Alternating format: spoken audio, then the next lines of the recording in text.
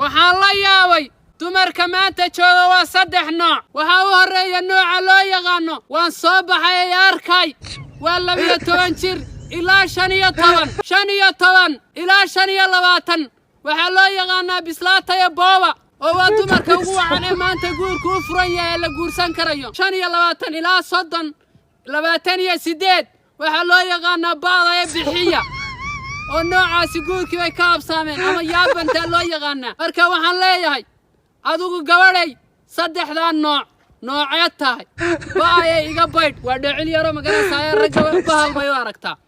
25 bislaata cuna baa la yiraahdaa waa 15 ilaa 25 bislaata cuna baa la yiraahdaa waqtiga jiida صدق يا وحي كوين إلى استجاد يلا تما بختي يا تشيدا ويجي والمدبر اللون ويصوب هنا ياركا واتقول الرئيس